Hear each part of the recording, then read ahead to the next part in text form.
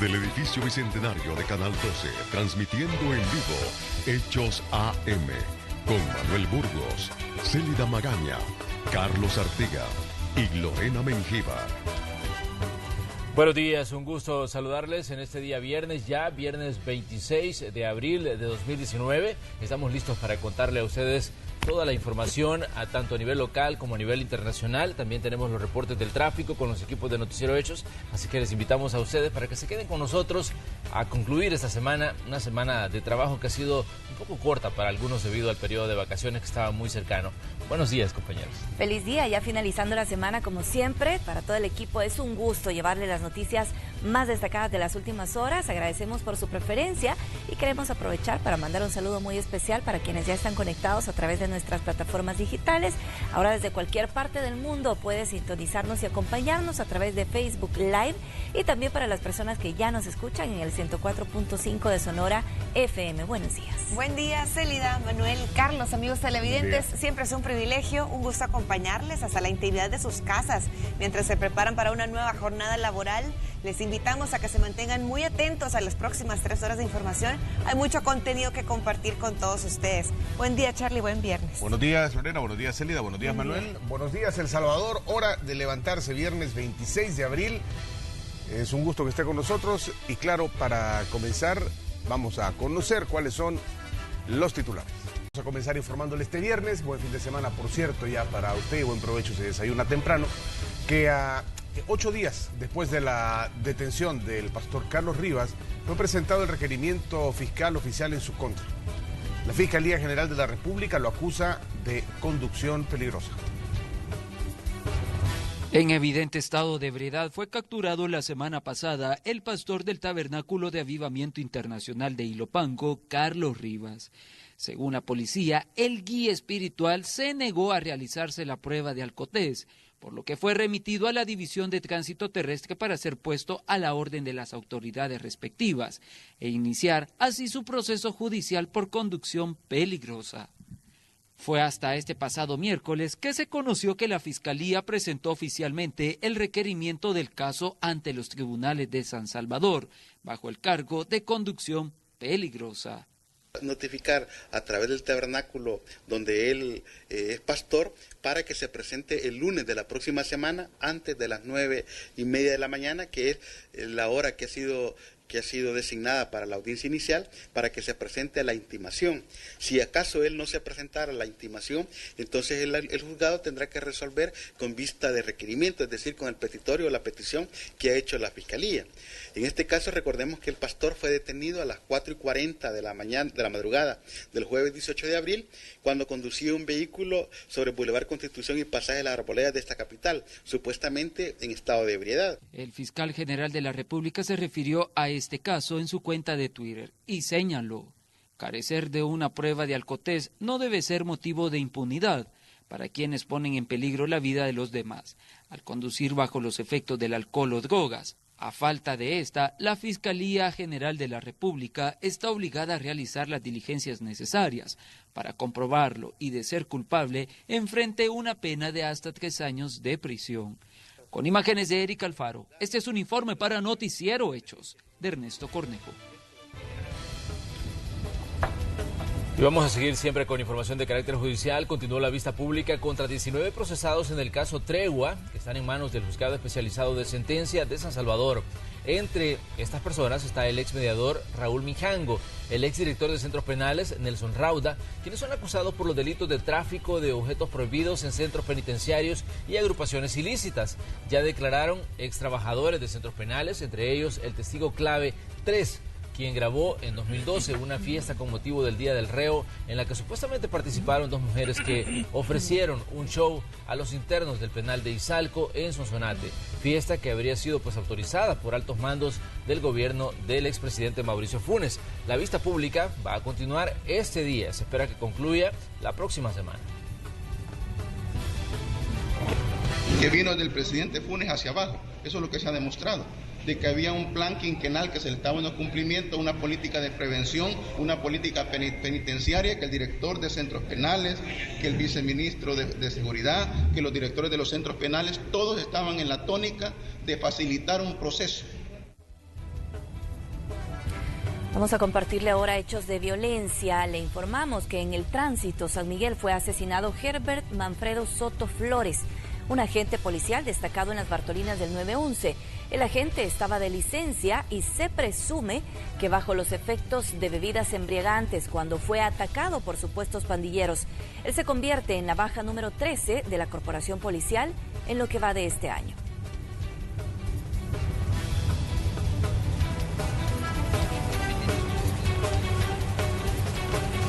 También les comentamos que los enfrentamientos armados entre policías y pandilleros han continuado en las últimas horas. Uno de ellos se registró en la colonia Palo Grande de Lourdes Colón, en La Libertad. Ahí 2 miembros de grupos criminales perdieron la vida cuando intentaron atacar a 2 agentes y estos en defensa respondieron.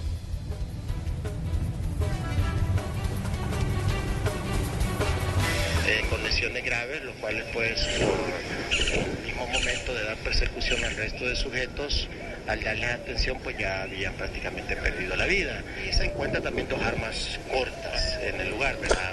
Se observa ¿De qué pandillas son acá? Todo apunta que son 18. Bueno, hay un tema que también nos ha mantenido todos muy ocupados. Y tiene que ver lamentablemente con los hechos de violencia que se cometen muy cerca aquí del edificio Bicentenario. Le informamos que el estado crítico es en el que se encuentra la corredora que fue atacada en Santa Elena y bueno, a pesar de su condición, ella continúa luchando por su vida. Así lo han confirmado sus familiares, mientras las investigaciones continúan tras la captura de presuntos autores del hecho. Una mujer trotaba en el Boulevard Orden de Malta, en Antiguo Cuscatlán, el pasado martes, cuando 2 sujetos a bordo de un vehículo la atacaron con un arma cortante. Fue auxiliada por socorristas, quienes la trasladaron con graves heridas al Hospital San Rafael de Santa Tecla. En las últimas horas, el cuadro clínico se complicó por causa de un coágulo y la víctima tuvo que ser inducida a un coma. Su pronóstico es reservado. Los presuntos atacantes ya fueron capturados. Uno está en vías de investigación y el otro fue identificado como Francisco Javier Menéndez Turcios, de 22 años de edad, quien es acusado del delito de complicidad en homicidio simple. Tatiana Funes, Noticiero Hechos. Y sobre ese tema, la alcaldesa de Antiguo Cuscatlán, Milagro Navas, se refirió y dijo que gracias al sistema de videovigilancia con el que cuenta el municipio de Antiguo Cuscatlán se logró la detención de los hechores, además de este proyecto de videovigilancia donde la localidad está monitoreada por 480 cámaras de seguridad. Se están desarrollando, según la señora Navas, coordinaciones para que las municipalidades de San Salvador, Santa Tecla y Antiguo Cuscatlán se unan en un solo circuito que trabaje en la seguridad de sus pobladores en conjunto con la Policía Nacional Civil. Que nosotros sí tenemos seguridad en todo el municipio y a raíz de esto vamos a ver cómo logramos meter más cámaras, porque esto fue tan efectivo que en menos de 24 horas fueron capturados los hechores de este año. Que nos vamos a unificar en los 3 municipios y quiero comentarles que a raíz de esto Nuevo Cuscatlán va a conectarse con las cámaras de Antiguo para tener también este tipo de servicios. Bueno, vamos a enlazarnos ahora con Ileana Leiva hasta la sala de redacción. Desde ahí nos informa parte de lo que ha ocurrido durante las últimas horas. Ileana, buenos días. Buenos días, compañeros, un gusto poder saludarlos y para quienes informan con Noticiero Hechos y Radio Sonora. Vamos a hablar de un lamentable caso que ocurrió y es que un pasajero de la ruta 115 fue aplastado por la misma unidad de transporte colectivo. Según la información de testigos, este pasajero iba a bajar de la unidad cuando él resbaló porque aparentemente se encontraba en estado de ebriedad y pues en eso la unidad de transporte arrancó y fue arrollado. La víctima fue identificada como Rafael Orlando Sánchez, de 52 años, y este hecho ocurrió específicamente en la calle Oriente y la avenida Monseñor Romero. Pero la Fiscalía General de la República pues ha explicado más de cómo ocurrió este hecho. Escuchemos más detalles. Las primeras versiones preliminares que se tienen es que el señor venía en una de las gradas, en la puerta delantera, en la ruta 115 del transporte colectivo, el cual hacía su rumbo de oriente a poniente y hizo un giro a la derecha, y al llegar a la parada de buses que está ubicada en dicho sector por Lotería Nacional, el bus detiene la marcha, pero el señor cae al ir colgada y al parecer iba en estado de ebriedad. Entonces esta persona cae y el bus, al pasarle la llanta encima, pues es lo que le causa al parecer la muerte, ¿verdad? Este percance fue tipificado como homicidio culposo, ya que, pues como la fiscal explicaba, fue el conductor, se quedó en el lugar pese a este hecho que ocurrió donde falleció esa persona, y esto es respaldado por la ley FONAT. Así lo ha explicado la fiscal, escuchemos más detalles. Es de que la persona que tiene calidad de conductora del vehículo, el señor Freddy Serrano Aguirre, se queda en el lugar y se le hace el alcotest, en el cual resulta 0 alcohol y otro tipo de droga, ¿verdad? En ese caso, el artículo 36 y 37 de FONAT manifiesta de que cuando esta persona se queda en el lugar sin huir y anda todos los documentos en regla, y esta persona no anda tomada, entonces no se detiene, sino que el proceso va a seguir su curso normal. A la persona se lleva a realizarle autopsia para verificar si en realidad estuvo en estado de ebriedad y determinar la sanción respectiva, que sería un homicidio culposo al encontrar responsabilidad en el conductor. Bueno, compañeros, aquí teníamos este lamentable caso, y por eso las autoridades han pedido tanto a los conductores como a los peatones tener precaución, porque ya sabemos que no es el primer caso similar que ocurre. Las personas que transitaban por esta zona quedaron impactadas al ver cómo había quedado prácticamente el cuerpo de esta persona, ya que se encontraba completamente aplazado por una de las llantas de la unidad del transporte colectivo. Así que mucha precaución para los usuarios del transporte colectivo, ya que recordemos que hace un par de semanas una mujer murió en un caso similar cuando ella bajaba de una unidad del transporte colectivo sobre la carretera panamericana. Así que siempre hay que tener precaución y evitar que este tipo de incidentes sigan registrándose. Esto ha sido parte, compañeros, de lo que ha ocurrido en las últimas horas y que nuestro colega José Delgado le estuvo dando cobertura. Bueno, gracias, Ileana. Definitivamente una situación preocupante, pero bueno, ahí la responsabilidad también de la persona que bajó de forma imprudente. Esto suele ocurrir en muchas zonas porque la mayoría de pasajeros tiene la idea de que el autobús tiene que parar donde ellos consideren pertinente. Ese es uno de los errores. Y la mayoría de veces o bajan por la puerta delantera o también lo hacen cuando las unidades todavía están en marcha, y que esa es una situación de mucho riesgo, y ahí podemos ver pues los resultados, Ileana, que pues terminaron en una fatalidad, terminaron pues con la vida de este hombre de 50 años que tú nos estás detallando.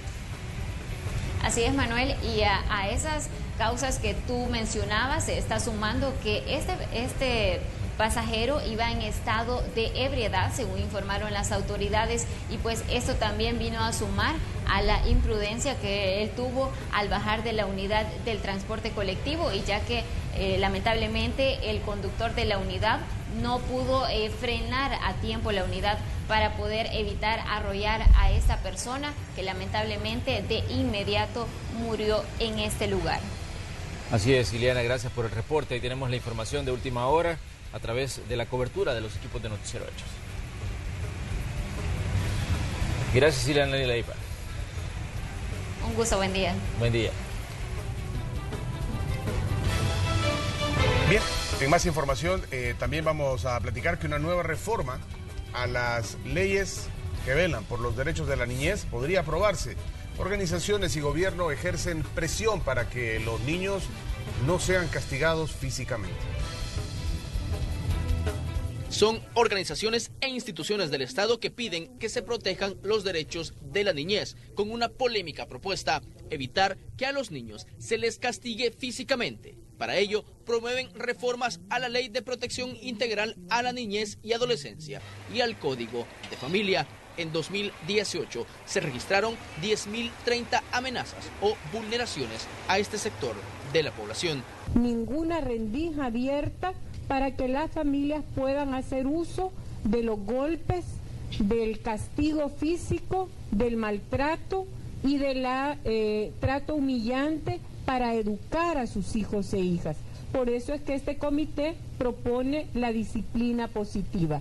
Pero, ¿qué es la disciplina positiva? Save the Children impulsa este modelo que exponen como una opción a los padres de familia para corregir a sus hijos sin llegar a los golpes. No es el hecho de que el niño o la niña haga lo que quiera, de que fomente berrinche, que pelee con sus hermanos, que ejerza algunas acciones de violencia. No, se invita a los padres y a las madres a que ya conociendo las diferentes técnicas, que además las tiene, ejercicios y demás, pueda establecer los límites y pueda hablar de forma directa con los niños y las niñas. Este tema va más allá del hogar. La Procuraduría para la Defensa de los Derechos Humanos documentó entre abril y septiembre de 2018 decenas de casos de supuesto abuso por parte de la Policía Nacional Civil y de elementos de la Fuerza Armada. Nosotros tenemos un aproximado de 200 casos en detención.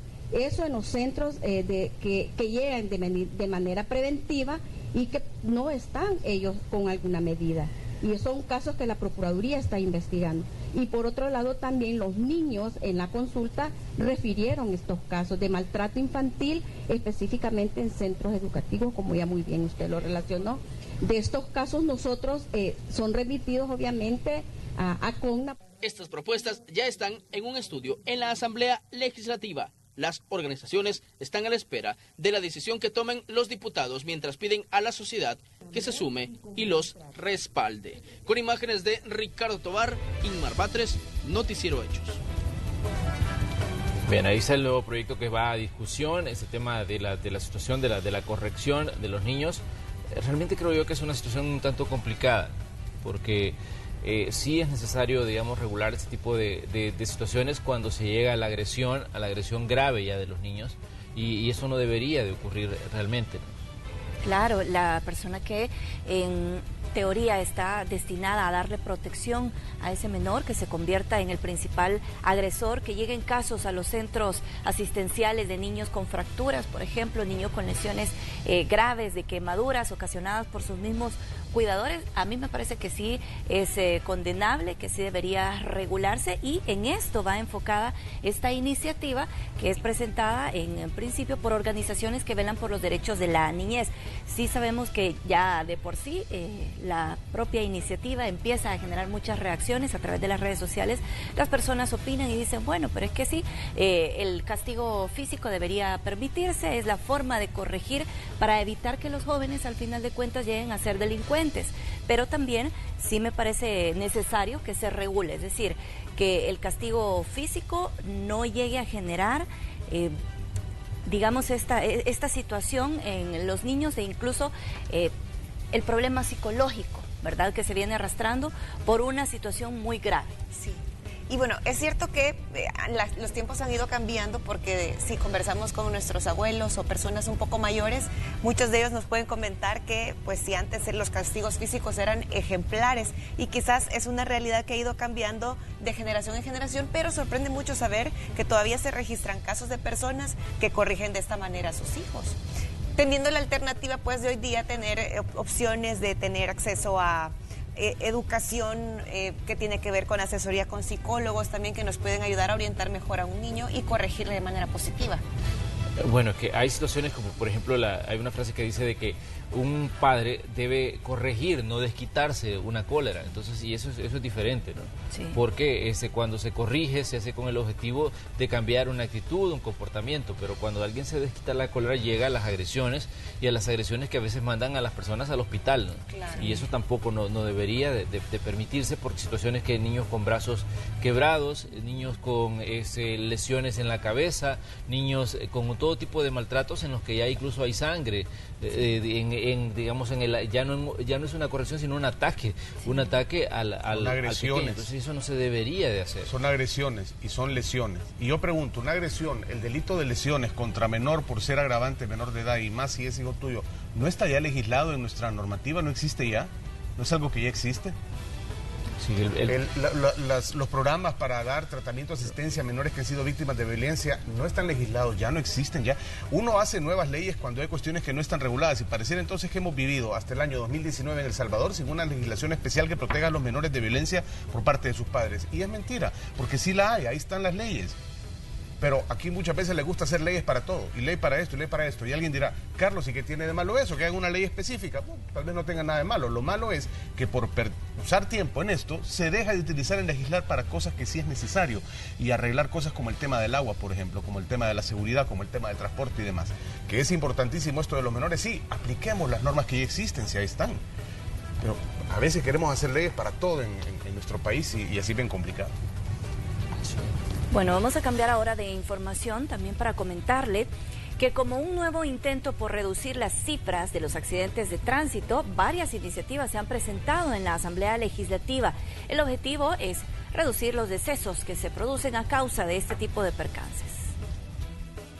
Con las iniciativas esperan disminuir los accidentes de tránsito, así como las víctimas fatales, entre ellos fallecidos y lesionados. Las estadísticas de las autoridades son alarmantes. Este año ya se reportan más de 6.000 percances viales, que en promedio han provocado la muerte de 4 personas por día y 30 lesionados cada 24 horas. Se está haciendo un ajuste a las multas. Las multas que antes eran algunas irrisorias de $11, ahora están ajustándose a $150 y se están actualizando. El Salvador es el país con más bajas multas de todo el área centroamericana. Lo importante es ordenar nuestro transporte. Nosotros sabemos que en los últimos días hemos tenido bastantes accidentes y esto es algo que es una iniciativa que proviene de ellos, de la sociedad civil, y pues lo único que nosotros como diputados estamos haciendo es darle iniciativa para comenzar a ordenar, como les digo, nuestro transporte. Las principales modificaciones son el uso obligatorio del cinturón de seguridad para todos los ocupantes de los vehículos, la suspensión de la licencia hasta por 5 años para los conductores peligrosos que causen accidentes y dejen lesionados y fallecidos.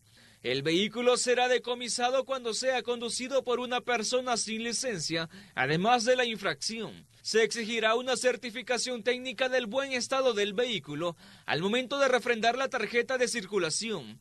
Que los videos y fotografías sean permitidos como pruebas para la imposición de sanciones y las multas de tránsito serían incrementadas desde los $150 hasta los $900. Incrementar la sanción y además de eso, si usted le presta el vehículo, cualquier tipo de vehículo, a una persona no autorizada, la ley daría para que le retiremos la placa y la tarjeta de circulación. Los motociclistas están incrementando en gran medida los percances viales, motivo por el cual también serán regulados. Las consecuencias las conoce muy bien don Rafael Antonio Sarabia, quien perdió a su nieta en un accidente de tránsito que ocurrió sobre el Boulevard de los Héroes. Esto creo que ayudaría mucho a disminuir los accidentes, tal vez por temor o por respeto a las leyes de tránsito. Las iniciativas pasarán el estudio de los diputados en la Comisión de Obras Públicas, donde podrían avalar su aprobación. Con imágenes de Roberto Martínez, Raúl Hernández, Noticiero Hechos. Y también les comentamos que la diputada Carla Hernández del Partido Arena presentó propuestas de reformas a la Ley de Tránsito Terrestre para que sea obligatorio para los automovilistas realizarse las pruebas antidoping. De oponerse al examen, el conductor debería pagar una infracción de $114, además de la suspensión de la licencia de conducir por un periodo de 3 meses. Pero ves la diferencia, aquí se habla de una reforma a una ley que ya existe. No vamos a hacer una ley nueva para que sea obligación antidoping.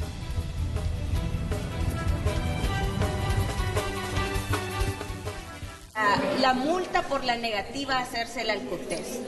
Pero además de eso, el conductor que se niegue a hacer el alcotest también tendrá una suspensión de su licencia, porque no solo va a ser el castigo económico, sino que van a ser 3 meses sin licencia por negarse a hacer un alcotest, más la multa que va a ser de $114.28.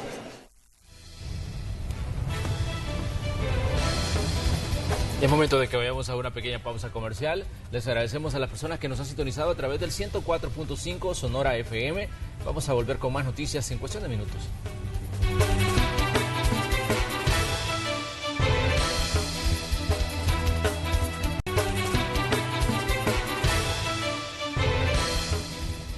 Gracias por continuar informándose en compañía de Noticiero Hechos. Queremos contarle que representantes de la Unión Europea en El Salvador confirmaron que ya recibieron su invitación para la toma de posesión del presidente electo Nayib Bukele. La comisión de traspaso de mando aún tendrá otras reuniones en los próximos días. Este será el lugar donde el presidente electo Nayib Bukele asumirá las riendas del país el próximo 1 de junio. A la fecha, embajadores de Francia, España, Alemania e Italia ya confirmaron su invitación y confirmaron la asistencia de los representantes de sus respectivos gobiernos. Por parte de la Unión Europea, por supuesto, hemos recibido una invitación y estamos a la espera de saber quién podría representar a la Unión Europea en un periodo también difícil para nosotros, porque el 1 de junio viene justo después de esas elecciones europeas y por consiguiente va a ser un periodo de transición. Pero no cabe duda de que estamos dando la máxima importancia a este tema. El presidente Macron necesitará a alguien para representarlo en esta ceremonia.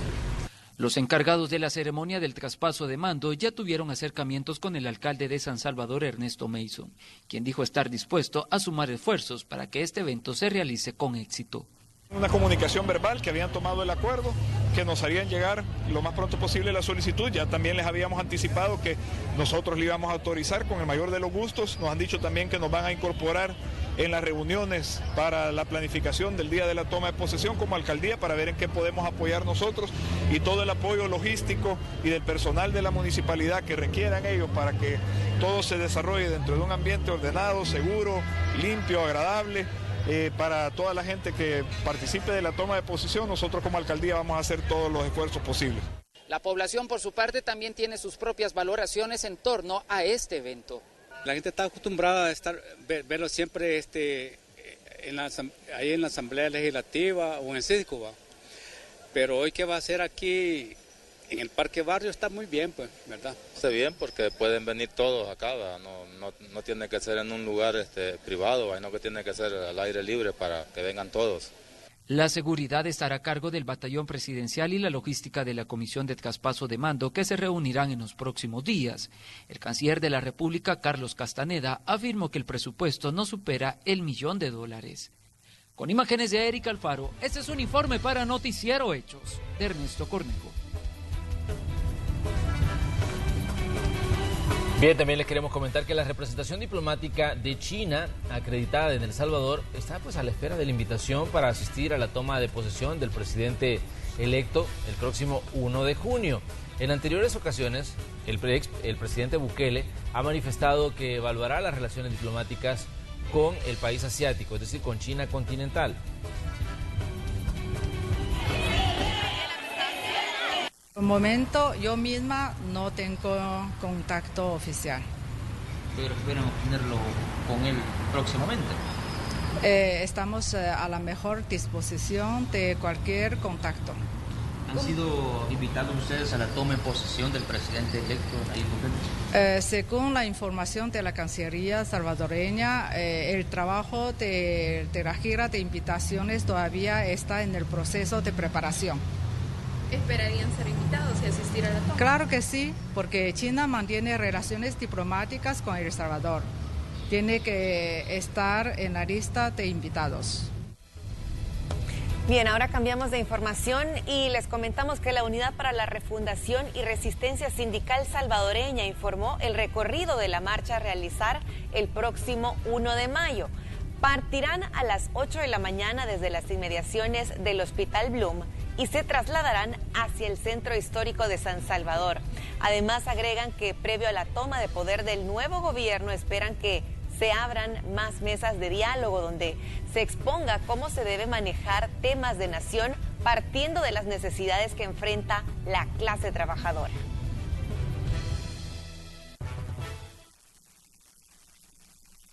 En el Plan Cucatlán, por ejemplo, yo no veo por ningún lado el impuesto al patrimonio, ¿verdad? Que es donde el que tiene más debe de pagar. No estamos de acuerdo con el IVA porque el IVA lo paga el contribuyente común y corriente y aún el empresario evade y elude. Ojalá, ¿verdad?, que en la cartera de Hacienda que ellos han anunciado las ICI, nosotros tenemos los elementos, tenemos algunas empresas ya en la lista para entregárselas cuando se nombre las ICI. A ver si es cierto, si es que se va a convertir la ilusión y la evasión. Y veteranos de guerra y excombatientes hicieron fuertes señalamientos contra el gobierno de Salvador Sánchez Serén. Entre estos, el mal manejo del dinero destinado para parte de sus beneficios. Los veteranos y los excombatientes están falleciendo, casi 1000 anuales. Los miembros de la Mesa de Unificación llegaron hasta la Fiscalía General de la República para presentar un aviso contra los titulares del Instituto Administrador de Pensiones para Veteranos de la Fuerza Armada y excombatientes por supuestos indicios de malversación de fondos. Denunciaron que este año más de $1 millón que habrían sido destinados a beneficios médicos fueron desviados. La Comisión Administradora los traslada al Ministerio de Salud y el Ministerio de Salud los distribuye a todos los hospitales y a todas las unidades de salud.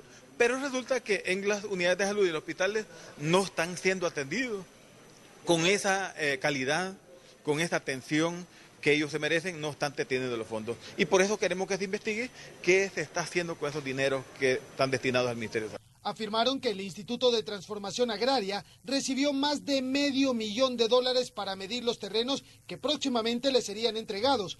Pero según los veteranos, el ISTA utilizó los fondos para comprar vehículos. También denuncian ser víctimas de estafa por los cobros que les aplican cada vez que reciben su pensión de $50.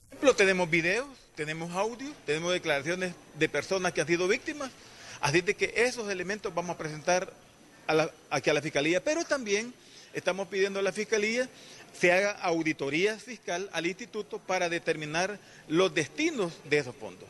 El próximo 27 y 28 de abril se realizarán las elecciones internas de los 17 miembros del instituto. Señalan que el FMLN presiona para colocar personas estratégicas en el cargo, que originalmente debería estar conformado por 9 representantes del gobierno, 4 veteranos y 4 excombatientes. Pretende cooptar y apoderarse de todos los espacios de los veteranos y los excombatientes, porque ellos todo lo ven como guetos políticos. De dónde sacar fondos, dónde imponer a sus bases como empleados o funcionarios, donde hayan fondos. Desgraciadamente esa es la realidad y por eso estamos denunciando, porque no estamos de acuerdo cómo se ha estado tratando el proceso electoral para elegir a una próxima junta que va a administrar todo esto a través del instituto. ¡La lucha continúa, compañeros! El proceso debió iniciar con una asamblea general en la que cada parte pudiese elegir a sus representantes, pero nunca se dio aviso de inscripción. Señalan que esperan una respuesta favorable a sus peticiones en 30 días. De no ser así, amenazaron con cerrar dependencias del gobierno. Con imágenes e informe de Antonio Valladares, Noticiero Hechos. Y en esta hora nos vamos a enlazar hasta el Centro de Monitoreo del Ministerio de Medio Ambiente y Recursos Naturales. Ahí está nuestro compañero Enrique López, a quien saludamos. Enrique, ¿qué tal? Saludo para Walter Flores también, que veo que ya está contigo ahí para regalarnos cuáles son las condiciones que nos esperan para este viernes y si podemos anticiparnos también a lo que sucederá el fin de semana. Adelante, saludos. Muchas gracias, Carlos. Buenos días. Efectivamente, me encuentro con Walter Flores, meteorólogo de turno del Ministerio de Medio Ambiente, para poder platicar esta mañana sobre las condiciones climáticas que podemos esperar para lo que resta de este viernes y también para el fin de semana. Buenos días. Muy buenos días en los estudios. Precisamente las condiciones del tiempo en el territorio nacional. Tenemos cielos muy nublados en el país. Anoche tuvimos algunas precipitaciones, principalmente en zonas montañosas, y amanecimos con esa condición de cielos bastante nublados. De hecho, campos de neblina en algunas zonas aledañas a cuerpos de agua con visibilidad reducida en algunos puntos. Así que precaución a los conductores. Tenemos también la probabilidad de algunas lluvias de baja intensidad, principalmente en zonas montañosas del país, las primeras horas de esta mañana. El ambiente va a continuar cálido solo en horas de mayor insolación, tenemos ambiente fresco las primeras horas y esas condiciones de temperaturas altas siempre en horas de la tarde, 37, 38 grados en la zona oriental del país, refrescan hasta en horas de la noche y principalmente en la madrugada con mínimas que alcanzan los 24 grados. La zona centro y occidente con máximas de 30 a 31 grados y las mínimas rondando los 20 a 21 grados. Estas condiciones se deben a que tenemos un frente frío que ha logrado llegar hacia el Golfo de México, no tiene mayor influencia sobre el país, más que generar algo de nubosidad. Y podríamos ver en las primeras horas del día sábado, las primeras horas de la mañana del día sábado y la madrugada, alguna condición de viento un poquito más fuerte, principalmente en zonas montañosas, pero solo va a ser un corto periodo que va a generar esa condición de vientos un poco más acelerados. Y las temperaturas siempre continuando cálidas en horas de mayor insolación, las condiciones en el mar idóneas para poder realizar cualquier actividad. Solo recuerde hidratarse lo más que se pueda, ya que vamos a tener siempre un ambiente cálido en horas de mayor insolación. Justamente esa era la siguiente pregunta, don Walter Flores. Sé que venimos de un periodo de vacación, pero hay algunas personas que tal vez no les gusta salir durante la Semana Santa por la alta afluencia de veraneantes y prefieren hacerlo justamente un fin de semana después. Es decir, que las condiciones que estamos experimentando este día van a ser similares durante el día sábado y el día domingo. Efectivamente, no vamos a experimentar mayores cambios, continúa un ambiente bastante cálido y las condiciones del mar, a diferencia de la época de vacaciones que sí tuvimos un ambiente con oleaje más alto, corrientes de retorno fuertes, esta semana se ha comportado distinto, tenemos ya condiciones normales y esperamos que para este fin de semana igualmente se mantengan esas condiciones bastante estables en el mar. ¿No hay restricciones hasta el momento para los pescadores artesanales? No, por el momento no, de hecho la condición de vientos en ese sector andan entre los 20 y 25 kilómetros por hora de componente este y noreste, lo cual no afecta por el momento las condiciones para poder desempeñar cualquier actividad. Muchas gracias, don Walter Flores, por la importante información acerca de las condiciones climáticas que podemos esperar para lo que resta de este día y para el fin de semana. Tome nota usted, amigo televidente. Compañeros, con esta información yo regreso con ustedes. Quique, solo una pregunta para el meteorólogo Walter Flores, para mejor comprensión. Él habla de, y muchos meteorólogos siempre en los reportes se habla de zonas montañosas, ¿no? Y quisiera saber si esto se refiere a las personas, por ejemplo, que vivimos en los alrededores del volcán de San Salvador, por ejemplo. Todo lo que es la zona norte de San Salvador, que es Saltepeque, a las faldas del volcán. Si las faldas del volcán clasifican ya o califican ya como zona montañosa, porque sabemos que arrastran mucha humedad los volcanes y a veces hay lluvias ahí, pero solo en ese sector, Quique. Ok, muchas gracias, Carlos. En el estudio, don Walter, nos hacen la siguiente consulta. Cuando usted se refiere a zonas montañosas, podemos ya catalogar como las faldas del volcán o como las montañas que están justamente en la zona sur del municipio de Santa Tecla. O sea, si nos puede especificar qué zonas son específicamente estas, donde sí podemos esperar unas temperaturas un poco más bajas. De hecho, las zonas altas donde esperamos temperaturas más bajas son precisamente zonas como Chalatenango, también zonas como el Boquerón. En esas zonas tenemos temperaturas bastante frescas y las probabilidades de lluvia las primeras horas de esta mañana justamente en cualquier zona montañosa y principalmente aquellas que están aledañas a cuerpos de agua como el lago de Coatepeque, el lago de San Salvador, en Ilopango. En esas zonas es las que mayor probabilidad tenemos. De hecho, nos han reportado durante esta mañana visibilidad reducida en la zona de Ilopango, con visibilidad reducida a 2 kilómetros, o sea que tenemos campos de neblina bastante extensos en esa zona. Así que por eso el llamado principalmente a los conductores a tenerse un poco en cuanto a la velocidad, ya que tenemos esa condición de visibilidad reducida las primeras horas de esta mañana.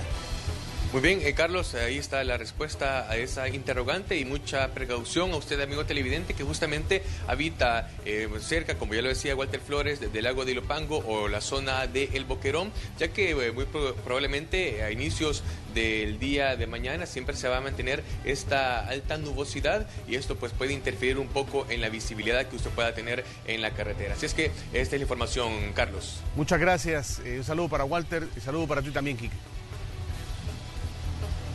Muchas gracias, buenos días. Buenos días.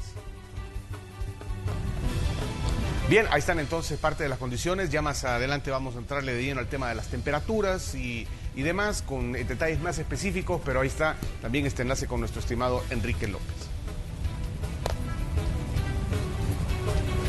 Vamos a continuar con más información. Hay 5 hechos que le vamos a detallar a esta hora. Comenzamos contándole que un vendedor ambulante se enfrentó a golpes con un agente del Cuerpo de Agentes Metropolitanos de Zacatecoluca, quien aparentemente intentaba hacer cumplir una ordenanza municipal que prohíbe ventas en el lugar. Los incidentes llegaron a tal grado que el comerciante le quitó la macana a la gente y terminaron en el suelo. En las imágenes se observa un segundo agente municipal que no interviene, limitándose únicamente a observar lo que estaba ocurriendo. Ahí tenemos parte de la situación de violencia que no debería ocurrir y que se han vuelto imágenes lastimosamente recurrentes en El Salvador. Wow.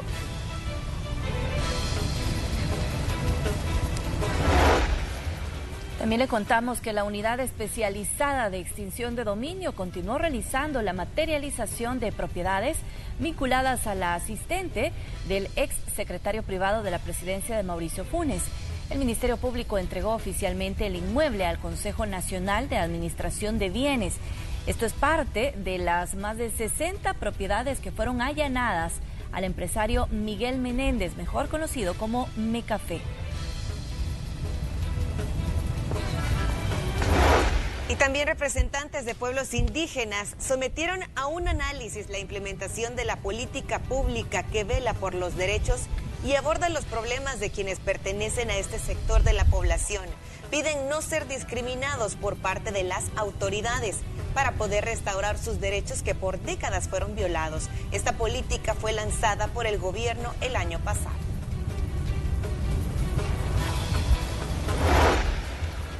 Y más de 2.500 jóvenes de 20 centros educativos participaron en la inauguración de la edición número 58 de los Juegos Deportivos Estudiantiles 2019, organizada por la Alcaldía de Ilopango en coordinación con el Instituto Nacional de los Deportes. Los estudiantes realizan torneos de baloncesto, fútbol y voleibol en diferentes categorías, actividades que los ayudan a mantenerse alejados de la delincuencia y también poder tener espacios de recreación. También le comentamos que en los próximos días van a iniciar los trabajos de reordenamiento en las calles de la ciudad de La Unión. Desde hace años las arterias fueron tomadas por el comercio informal, quienes obstaculizan el tránsito vehicular y de los peatones. El proyecto de reordenamiento está siendo impulsado desde la municipalidad en coordinación con la Policía Nacional Civil.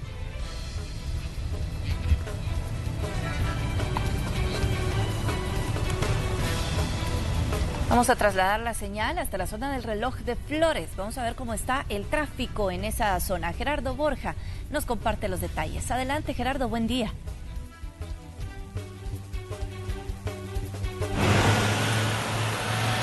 Gracias, tengan muy buenos días, compañeros en el estudio, amigos televidentes. Información del tráfico vehicular desde las cercanías del Reloj de Flores. Las imágenes en pantalla, vehículos circulando.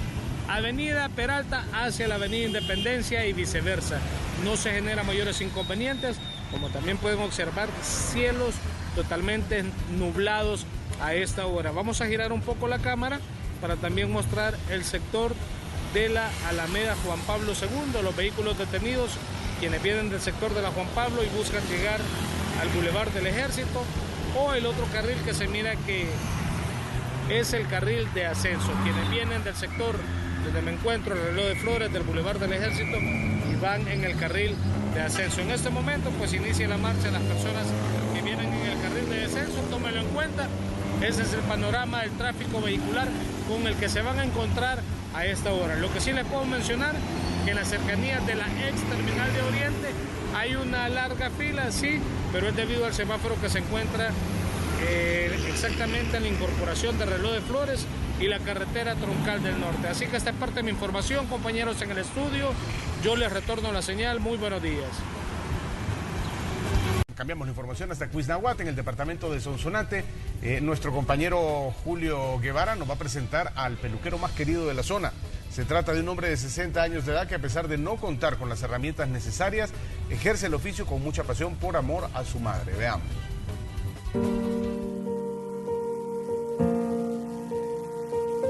El viento vuela las canas que con delicadeza este hombre le corta a uno de sus clientes. Es una peluquería fuera de lo común, ubicada en el barrio El Calvario de Cuiznahuate, Sonsonate. El experto en tijeras se llama Celidonio. hombre de 60 años, a quien todos conocen como el peluquero de los pobres, por las personas que atiende y por su tarifa, que ronda entre los 25 y 50 centavos de dólar. Me alegro que me buscan, ¿va? Entonces yo a ellos les quito así por ese precio, ¿verdad? Pero como les digo, yo conozco a la gente, pues, que vive en la extrema pobreza, ¿verdad? Yo también soy familia de los pobres, tengo que compartir con ellos, pues. Un señor de gran corazón, es lo que dicen los habitantes de este municipio desde que conocieron que por la falta de empleo, Celidonio decidió comprar una tijera para aprender a cortar cabello, curiosamente en el patio de su casa. Sin espejos, sin máquinas eléctricas, ni otra herramienta tradicional, logró su objetivo y poco a poco ganó clientes, hombres y hasta mujeres que no podían pagar en otro lugar por el precio de los servicios. Aparte de su extrema pobreza que él tiene, trata la manera de ayudar a los demás, cobrando de una manera económica. Trabajo que Celidonio hace para ganarse la vida, pero sobre todo para cumplirle un sueño a su mamá.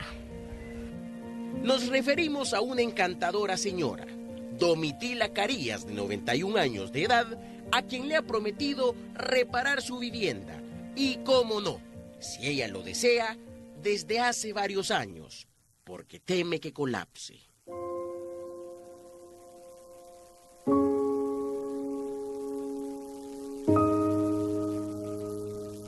Las paredes son de bajareque, están deterioradas y por si fuera poco, el techo, que descansa sobre viejos cuartones, parece que ya no puede más.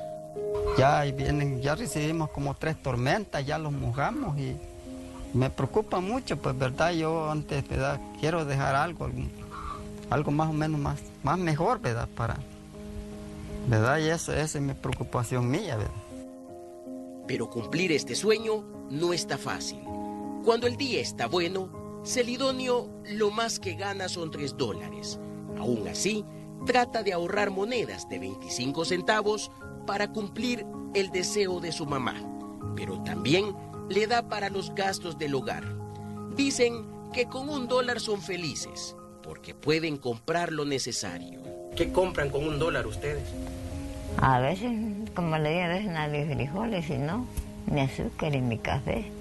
Me queda para mis pastillas, como le digo, porque padezco dolor de cabeza.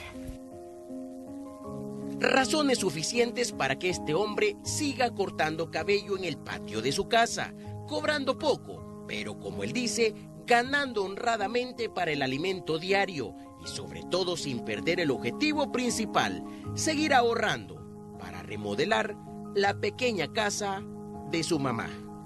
Con imágenes de Alfredo López, Julio Guevara, Noticiero Hechos.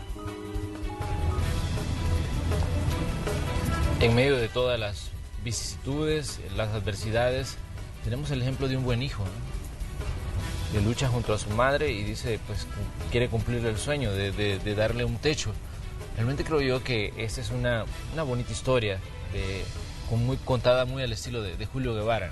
Entonces, él tiene, digamos, ese tacto para encontrar este tipo de personajes que nos muestran que la vida trasciende en otros, ¿cómo podríamos decir? Más allá de lo material, a la situación de una realidad humana triste, ¿no? Sí, y bueno, yo sé que muchas personas también estarán observando este reporte y dirán, ¿cómo podemos colaborar? ¿Cómo podemos unirnos a esta causa? Y es que si quieren hacerle llegar algo a don Celidonio, nos comentaba Julio que él no tiene un teléfono celular, no podemos contactarnos tan fácilmente con él, pero se puede poner en contacto con nosotros aquí a nuestra sala de redacción y con mucho gusto vamos a trasladar esa ayuda que usted quiera hacerle llegar a don Celidonio.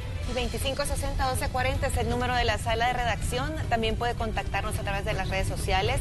Nos encuentra como Noticiero Hechos y a lo mejor también sirve la oportunidad para ponerse en contacto directo y si usted conoce el caso de otra persona que también pues le esté echando muchas ganas a la vida, esté trabajando por salir adelante y que también pueda necesitar de la ayuda o de la solidaridad de más salvadoreños, pues enhorabuena, que se contacten con nosotros también para ver de qué manera podemos colaborar con esta causa. Sí, ahí está el llamado para que se ponga en contacto con la sala de redacción. Vea que como ese hay muchos y son casos que están ahí. Entonces el idóneo sigue, hoy se va a levantar a cortar cabello. Si es un buen día ganará $3, si no menos. Y lo va a hacer el lunes y el martes y el miércoles de la otra semana. Y ahí está, es algo que pasa permanentemente. Nos conmueve mientras lo vemos.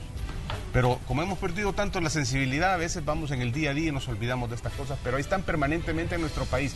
Así que si usted puede ser uno de los salvadoreños que se sume a ayudar con una herramienta de trabajo, que sería algo muy interesante, ¿verdad? Porque pues hay que enseñar a pescar antes de regalar pescado, dicen, pero también necesita ayuda y usted puede colaborar con los materiales para la remodelación de su casa, medicinas para su mamá, hágalo, es bienvenida toda ayuda. Vamos a ir a una pausa comercial. Cuando regresemos vamos al espacio de la entrevista y vamos a conversar con el señor ministro de Obras Públicas. Ya se encuentra aquí en el edificio bicentenario de la Red Salvadoreña de Medios. Vamos a conversar de temas que a usted le interesan. Situaciones como por ejemplo lo que está pasando con la carretera panamericana en ese tramo que conocemos como Los Chorros. Así es que siga con nosotros, somos Hechos AM.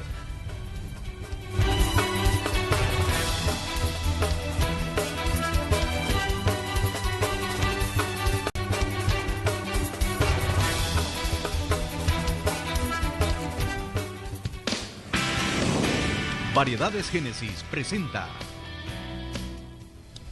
Gracias por continuar con nosotros. Vamos a la entrevista que tenemos para este día viernes. Vamos a cerrar la semana hablando de temas muy interesantes, como por ejemplo los trabajos que se están desarrollando en la carretera panamericana, en ese tramo que todos conocemos como Los Chorros. También vamos a hablar de la ampliación de la carretera al Puerto de la Libertad. Todos esos trabajos están siendo ejecutados por el Ministerio de Obras Públicas. Pero pongamos algunos elementos en contexto y luego saludamos a nuestro invitado de esta mañana de viernes. El Ministerio de Obras Públicas se mantiene trabajando en la autopista Los Chorros desde la madrugada del viernes 5 de abril, en la que se registró un desprendimiento de tierra y rocas en un tramo de la arteria. Tras el derrumbe, las autoridades trabajaron en una formación rocosa que amenazaba con ocasionar desprendimientos próximos, existiendo una zona peligrosa de alto riesgo para la vida de las personas que transitan por esa vía. Los horarios de circulación han variado desde el derrumbe. Esta semana se han mantenido de la siguiente manera: de 5 a 7:30 de la mañana en un sentido único hacia Santa Tecla, de 7:30 a 12 del mediodía, 2 carriles hacia San Salvador y 1 con destino al occidente, de 12 del mediodía a 5 de la mañana, 2 carriles hacia el occidente y 1 para quienes se dirigen hacia Santa Tecla. Pero este no es el único tema en materia de obras públicas. En mayo finaliza la licitación para la construcción de la primera fase del bypass de San Miguel, que comprende una intervención de 3.5 kilómetros comprendidos desde el desvío de Moncagua hasta el desvío de El Obrajuelo. Esta obra tendrá una extensión de 22.27 kilómetros. La inversión será de $122.579.075 y será financiado con un préstamo del gobierno de Japón. En febrero pasado, el Ministerio de Obras Públicas informó que para la primera etapa del proyecto recibieron propuestas técnicas y financieras de las empresas DISA SADCB, Constructora MECO, Constructora Econ, Constructora Hidalgo e Hidalgo y Gabriel Couto S.A. Pero si hablamos de licitaciones, 3 de 14 ministerios que participan en el proyecto de simplificación y registro de trámites, liderado por el organismo de mejora regulatoria, aún no han presentado sus planes para reducir esa carga a sus usuarios. De las 2.240 modalidades de trámite encontradas en los 14 ministerios, el 80% de estas se concentra en 7 instituciones, entre las que se menciona al Ministerio de Obras Públicas. Esta mañana, en la entrevista de Hechos AM, conversaremos sobre estos y otros temas. ¡Comenzamos! Ahí tienen ustedes un panorama de los temas que vamos a abordar esta mañana, nada más, nada menos que con el señor ministro de Obras Públicas, Eliud Ayala. Ministro, un gusto saludarlo y un gusto recibirlo en este espacio. No, al contrario, para mí es la oportunidad de tener contacto con la población y por supuesto el gusto de estar acá en este tan querido Canal 12. Ministro, comencemos hablando de los problemas que ha estado dando este tramo de la carretera panamericana, este tramo que todos conocemos como Los Chorros y que, bueno, se ha convertido desde hace algún tiempo en un dolor de cabeza para quien ha estado en la cartera de Obras Públicas. Se han hecho obras de mitigación, ya vimos lo que pasó en 2001, hubo un derrumbe, la carretera estuvo cerrada durante un tiempo, 2017 se registra otro derrumbe que le cuesta pues la vida a una persona, 2019 tenemos otra situación de emergencia en la que nuevamente se ve obligado pues a cerrar y a regular el tráfico en ese sector, quien está pues a cargo del Ministerio de Obras Públicas, del Viceministerio de Transporte, tomando acciones para evitar situaciones de riesgo para los miles de conductores que transitan por ahí todos los días. Bueno, evidentemente para todos los que vivimos en el área metropolitana entendemos nosotros la importancia que tiene este tramo de carretera, que constituye una de las entradas más importantes hacia San Salvador. La comunicación hacia uno de nuestros socios más importantes comercialmente, como es Guatemala, y en ella pues lamentablemente, bueno, esta sí es una auténtica carretera, tengo que decir, porque carretera viene de un concepto antiguo del paso de carretas, sí, claro. De ahí viene. Fue realmente, muy probablemente diseñada, construida en un lugar muy poco conveniente para una ruta de tal importancia. Quiero decir que desde que asumimos las diferentes responsabilidades en los temas carreteros del país, entendimos esta importancia y delineamos una estrategia no barata, pero de tratar de elevar las condiciones de esa carretera en 3 fases diferentes. Sí. La primera de ellas, quiero recordarla, antes la carretera era una carretera sumamente ruinosa, bachosa, donde siempre habían choques entre buses frontales y todavía creo en mi mente, recuerdo algunos casos de esos tipos, y la primera fase fue elevar el nivel de servicio de la carretera. Eso significaba pasar de esa clásica carretera de pavimento a una carretera de concreto. Asegurarnos que esos problemas de bacheo y de inversiones innecesarias fueran cosa del pasado. Y así hicimos la primera fase, invertimos cerca de 13, 14 millones de dólares en una primera fase. La segunda fase consistía en disminuir el riesgo en esta carretera. Eso tenía que ver también con obras importantes que superaban los 15 millones de dólares, pero que tenemos que ser muy honestos y decir, el país no tenía esa capacidad para poderla hacer. Entendiendo que este era un desafío muy delicado, decidimos apoyarnos en la estrategia de un socio técnico del más alto nivel del mundo, como fue Japón. Le dijimos a Japón, aquí tenemos un teatro interesante del cual quisiésemos que ustedes nos apoyasen. Ellos nos dijeron con todo gusto, gracias a Dios el país siempre ha tenido un prestigio importante en cuanto de la seriedad de enfrentar temas de este tipo, y hemos tenido desde ese entonces una asistencia de Japón y una estrategia programática de inversión de varios años para tratar de enfrentar este problema. Inmediatamente con Japón hicimos una evaluación de todos los taludes y detectamos cerca de 9 puntos diferentes que podrían ser sumamente susceptibles a este tipo de erosión. En una primera fase, con Japón decidimos intervenir los primeros de ellos, que fueron las inversiones que anteriormente hicimos, que en conjunto llegan alrededor de unos 5 millones de dólares. Y también delineamos otras acciones paralelas, como por ejemplo entender científicamente cómo era el comportamiento. Le pedimos apoyo también a la UCA. Creamos una unidad especializada y la UCA, por ejemplo, nos diseñó, fue motivo de una tesis de graduación, cómo era el comportamiento geológico de la zona para poder no empezar a invertir a la loca. Tú puedes tirar cualquier tipo de millones. El que menos sabe lo que te puede recomendar es nombre, derrumbe, todo eso. No sé, pues eso estamos hablando de millonadas de millonadas. Es que si lo vemos desde el punto de vista de los ciudadanos, ministro, la mayoría se pregunta, bueno, ¿y por qué no se toma pues una decisión definitiva? Y mucha gente incluso pues se va por esa opción que dice, se debería de dinamitar las formaciones rocosas de una sola vez. Sí, por ejemplo, pero por el tipo de roca, meter dinamita en determinado momento puede ser contraproducente. La dinamita te fractura y te hace fisuras internas que pudieran en determinado momento ser peligrosas.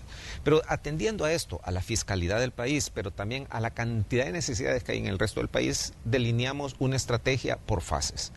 Y Este punto donde ocurrió este derrumbe ya estaba identificado como uno de los riesgosos, e incluso en la planificación Japón nos había mostrado interés en apoyarnos financieramente en parte de la inversión para finales de este año. Nosotros lo teníamos perfectamente delineado y en la planificación.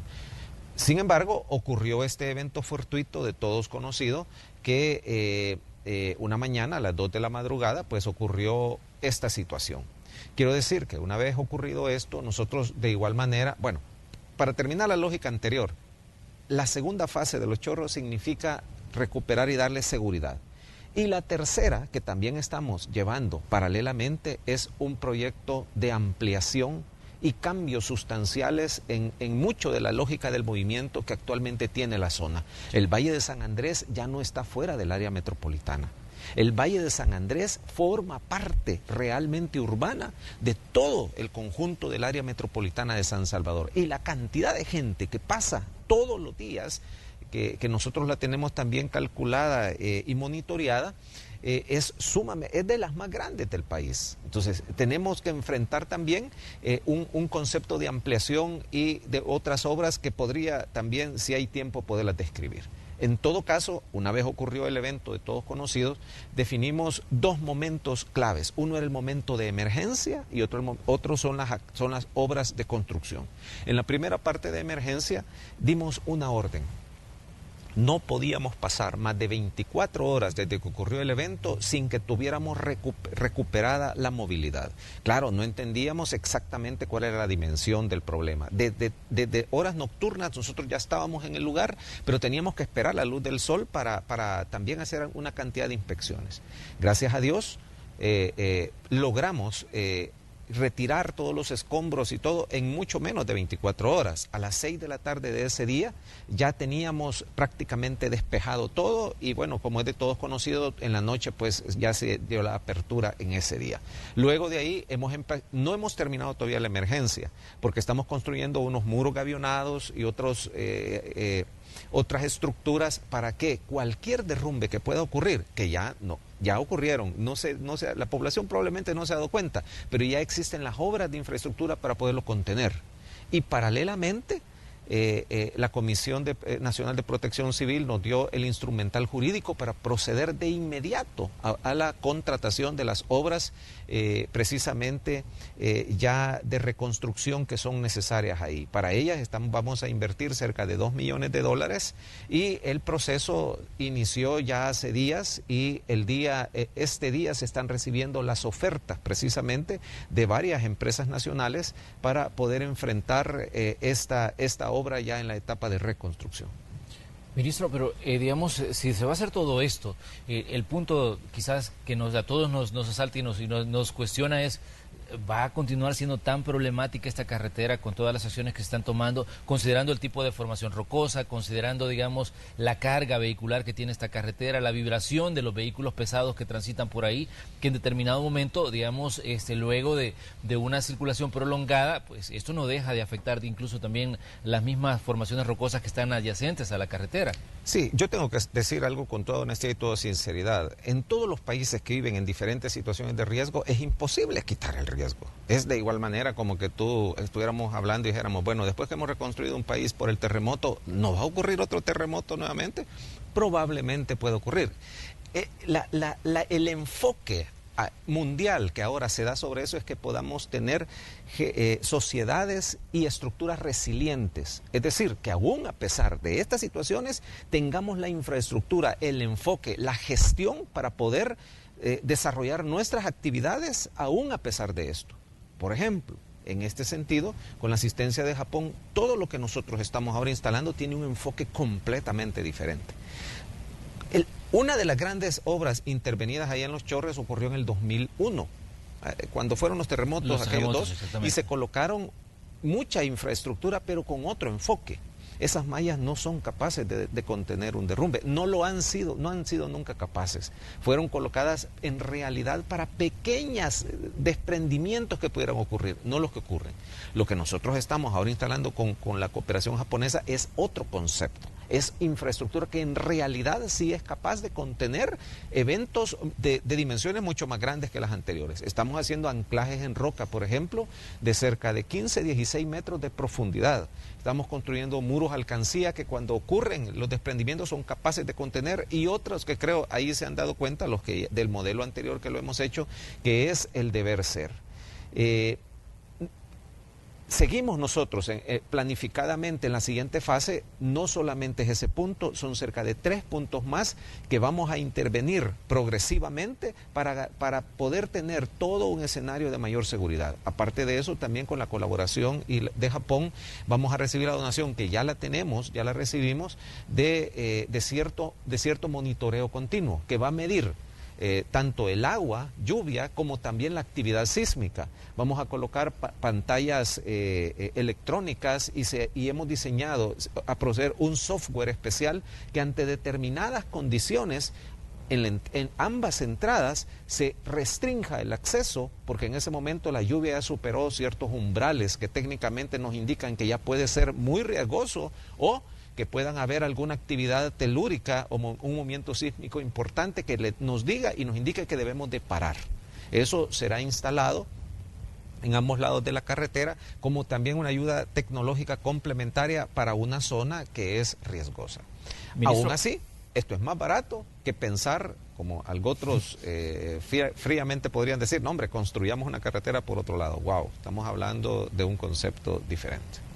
Ministro, una de las interrogantes es cuándo se puede restablecer la circulación ya, digamos, con normalidad en este punto de carretera, porque incluso hemos escuchado esta semana a empresarios diciendo, mire, ya nos está afectando a nosotros los problemas de circulación que hay ahí. La gente también se queja y dice, mire, yo trabajo en la zona de Occidente y movilizarme me está costando más. La gente que viene de Occidente para la zona de Santa Tecla o otros puntos de la ciudad de San Salvador dicen, mire, a nosotros también nos está generando ya problemas, y obviamente todos vuelven a ver al Ministerio de Obras Públicas, que es en este caso la cartera que está bajo su mando. Bueno, tengo que decir que este es un tema sumamente delicado. Las decisiones de este tipo sabemos que no son fáciles. Tenemos un brazo técnico que es el que analiza y determina algunas soluciones. Está dirigido por el Viceministerio de Transporte en colaboración directa con la Policía Nacional y otras instituciones más. Pero esta decisión en realidad, tengo que ser muy honesto, que no es tomada por el Ministerio de Obras Públicas, sino en este caso, en el contexto de la emergencia, fue tomada por la Comisión Nacional de Protección Civil, sí, en la cual están el resto de ministerios, inclusive tiene representación de la empresa privada, y fue tomada las alternativas a votación a mano alzada. Esto querría decir bajo ciertos criterios fundamentales. El primero de ellos, que nosotros lo dijimos, no podemos restringir el paso. Es decir, tenemos que buscar una solución que equilibre los diferentes intereses. El Estado, por supuesto, tiene que defender el interés público, pero el interés público y el interés de las mayorías está representado todas las áreas intervinientes, los sectores productivos, pues la gente, hay cosas que sí son, nadie lo puede negar. Los flujos que en determinado momento el Viceministerio de Transporte determinó son flujos y operaciones que atienden a las necesidades que hay. Nadie niega que el bombazo de gente que entra en las mañanas al área metropolitana representa la gran mayoría. Y nadie puede negar que en la tarde el bombazo que sale necesita también que ser atendido. Aún así, el día de anteayer tuvimos una reunión muy interesante con los representantes de la empresa privada, especialmente los exportadores que tienen zonas francas ahí en el lugar. Los invitamos, tuvimos una reunión interesante en el Ministerio de Obras Públicas para oírles y también ellos invitarlos a que se incorporaran a una mesa de permanente discusión de estos temas. Ellos nos aportaron interesantes propuestas. Nos manifestaron su interés también por colaborar en la implementación de algunas de estas propuestas, y hemos dicho que inclusive la próxima semana podríamos tener ya algunas conclusiones. Estamos trabajando de manera cordial y con un diálogo franco, sincero, muy propositivo, y gracias gracias a Dios, creo que vamos avanzando en este tema. Esto, por supuesto, no inhibe el que van a haber molestias. Obviamente no podemos aperturar los 6 carriles que tenía la carretera en este lugar, pero creo que hemos, en ese sentido, el país hemos madurado bastante y hemos entendido como salvadoreños que teniendo diálogo, buscando algún consenso, podemos buscar unas soluciones intermedias, donde todos podamos tener diferentes niveles de satisfacción.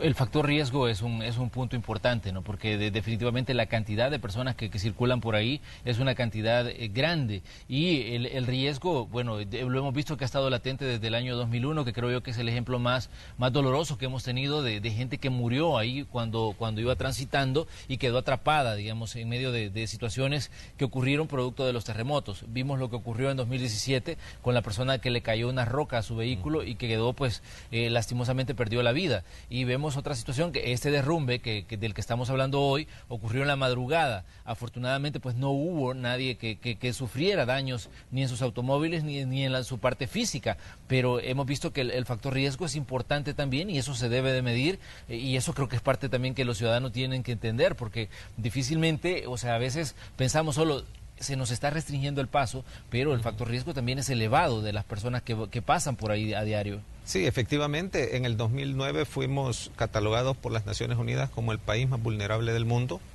de todo el mundo, y de ese momento hasta la fecha, ahora hemos pasado del top 10, ya no estamos ni en los primeros 10 países, hemos superado. En este tema, el Ministerio de Obras Públicas adoptó una estrategia que todos la conocen, era enfrentar el problema de las cárcavas y de los derrumbes. Lo que nosotros procedimos a hacer fue un catastro nacional que no existía sobre esto, e identificamos cerca de 980 puntos en todo el sistema carretero del país que necesitaba niveles grandes de inversión para poder evitar lo que tú estás diciendo.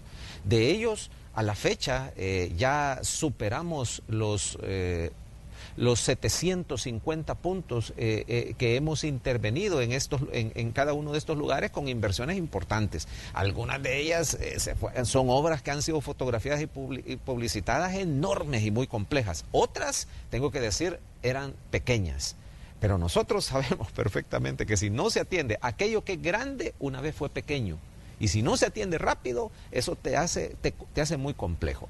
Yo creo personalmente, y así ha sido también reconocido mundialmente, El Salvador de manera seria y técnica ha enfrentado este fenómeno atendiendo a su naturaleza geológica, sus características, y gracias a Dios de manera razonable vamos avanzando. Las obras... Sabemos perfectamente qué hacer en este punto de los chorros, estamos trabajando, tenemos los especialistas que conocemos perfectamente qué es lo que hay que hacer, y lo único que pedimos a la población es un poco de paciencia. Hacer las cosas requiere constructivamente un tiempo razonable para hacerlos, y todos los días estamos discutiendo si las medidas que hemos tomado son las más razonables, son las que más convienen a todo el gran conglomerado de intereses que hay ahí. Hay transportistas, hay buceros, hay gente que necesita obviamente llegar a su trabajo, hay gente que necesita comerciar, están los productores, todos necesitamos de la infraestructura en el caso de los chorros. Pero esa es una preocupación de todos los días, y vamos a terminar bien este proyecto. Ministro, ¿cuánto se va a invertir en esta fase en la que ustedes están trabajando hoy a raíz de lo que ha ocurrido con esta digamos, situación de la carretera panamericana en este tramo que todos conocemos como Los Chorros? Son alrededor de $2 millones. Quiero también mencionar de que vale la pena decirlo, que son producto de ahorros de proyectos que dentro del Fondo de Conservación Vial pudimos de manera emergente poder incorporar para, de una manera, el país necesita esto, y de manera inmediata se dispuso la cantidad para poderlo desarrollar. Muy bien, hay otros proyectos que está desarrollando el Ministerio de Obras Públicas, la ampliación de la carretera al Puerto de la Libertad. Tenemos entendido que ya también está en una fase final, y que Obras Públicas espera tener esto pronto, ya listo. Bueno, tengo que decir de que este proyecto, porque a veces podemos cometer el grave error de ver el fenómeno de la proyectitis, que yo siempre les digo, de empezar a hablar de proyectos y empezar pero debemos de salirnos un poco de los proyectos y ver el panorama del país. Nosotros, como Ministerio de Obras Públicas, entendemos que la infraestructura es vital para el desarrollo. Y a partir de eso delineamos en realidad y llevamos en ejecución 5 planes maestros diferenciados en diferentes áreas del país. ¿Y por qué estoy hablando de esto? Aun cuando tú me estás preguntando de un proyecto en realidad. Sí. Porque no quisiera que un ciudadano, por ejemplo, diga, mire, ¿y usted por qué se mete tanto pisto aquí y aquí no? ¿Cuál es la idea y la lógica? Yo creo que el ciudadano debe de entenderlo. Nosotros tenemos un primer plan maestro que está orientado hacia reforzar y mejorar las capacidades en toda la zona oriental del país, porque ha sido la zona que ha tenido históricamente la menor inversión y hay grandes potenciales que poder hacer. Esa es la primera región. La segunda región es a donde vamos a hablar, que es potenciar la franja costero-marina del país. El país tiene no solo una belleza, un potencial increíble a través de aprovechar la zona costera del país. Rápidamente te digo, para llegar al proyecto, la tercera gran zona es la zona norte del país. Tenemos una carretera longitudinal del norte construida, pero necesitamos, cada uno tiene diferentes enfoques de infraestructura. En la zona norte necesitamos especialmente esforzarnos en mucho de la conectividad rural. Porque ya tenemos una enorme carretera, pero hay que conectarla en algunos puntos y especialmente la eficiencia rural es vital ahí. La tercera, la cuarta zona es la realidad de las ciudades. El 60% de la población vive en ciudades y ahí tenemos que desarrollar otro plan también y podríamos hablar del área metropolitana, que es lo que estamos pensando, y en otras áreas que hay pasos ineludibles de desarrollo que se están haciendo. Y la quinta zona es la parte occidente del país, que ha tenido la mayor inversión y aquí mucho del énfasis es el mantenimiento. Ahora, ¿por qué digo esto? Porque cuando llegamos al proyecto de la carretera, la ampliación al Puerto de la Libertad, en realidad el enfoque estratégico no es de la carretera, en realidad son los 3 brazos. San Salvador conectado hacia la franja costero-marina en sus 3 grandes brazos. ¿Cuáles son esos brazos? Perdón, tengo que hablar de San Salvador porque es el núcleo más grande, nadie puede negar el peso que tiene. Su brazo oriental es la carretera que lleva hacia el aeropuerto Monseñor Óscar Arnulfo Ramero. Y ahí estamos haciendo una iluminación, estamos terminando la iluminación y estamos obviamente dirigiendo y orientando los esfuerzos que a través de la financiación de Fomilenio el Ministerio de Obras Públicas realiza con la ampliación a 4 carriles de la carretera al aeropuerto y Zacatecoluca. Sí. Ahora hablemos del brazo central que comunica San Salvador con la franja costero marino. Ahí entra precisamente el proyecto de ampliación del Puerto de la Libertad y el Bypass de la Libertad. Son dos obras, en realidad son 5 segmentos diferenciados, pero que podemos reubicarlos en 2 grandes obras. Y el brazo occidente es San Salvador hasta el puerto de Acajutla. Son cerca de 86 kilómetros que en los últimos años hemos ido interviniendo planificada y progresivamente y que ahora estamos, este mes pasado dimos la hora de inicio del último tramo, que es entre Armenia, son cerca de 10.2 kilómetros entre Armenia hasta San Julián, con lo cual tendremos todo totalmente mejorado y envidiablemente, hablando en escala centroamericana, de manera envidiable, los 3 grandes brazos de San Salvador hacia el mar, hacia la franja costero marina. Ahora, tú me preguntas, ¿y qué pasa con el proyecto de la ampliación del Puerto de la Libertad? Es una necesidad imperiosa y que no podía tardarse más. El Puerto de la Libertad representa uno de los lugares turísticos al que la gran mayoría, si no todas las personas que vienen a El Salvador, lo visitan, si quieren visitar la costa. Y teníamos que terminar la ampliación. Estamos ya muy próximos a terminar. Todas las obras fundamentales ya fueron construidas, pero nos han quedado algunos detalles de pequeñas. Hay un puente El Jute, que estamos todavía terminándolo, unos retornos pequeños que estamos ya terminando, y en un lapso de unas cuantas semanas nosotros ya estaremos terminando totalmente esas obras para que puedan ser disfrutadas y nos permitirá acercarnos realmente a lo que es la costa salvadoreña. El bypass, que es una obra muy diferente, es una obra de apertura, Es de todas las obras de infraestructura en el orden carretero, es lo más complicado que hay.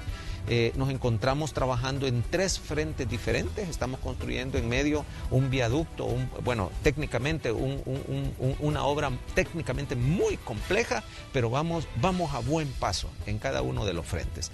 Esperamos nosotros en unas cuantas semanas terminar la ampliación de la carretera del Puerto de la Libertad y planificadamente a la finalización del verano del 2019-2020 la terminación del bypass. Es una obra compleja que llevará todavía muchos detalles que poder avanzar. Muy bien, vamos a continuar nosotros conversando con el señor ministro de Obras Públicas, pero tenemos que ir a una pequeña pausa comercial. Le invitamos a usted a que siga con nosotros. Somos el espacio de la entrevista de Hechos AM.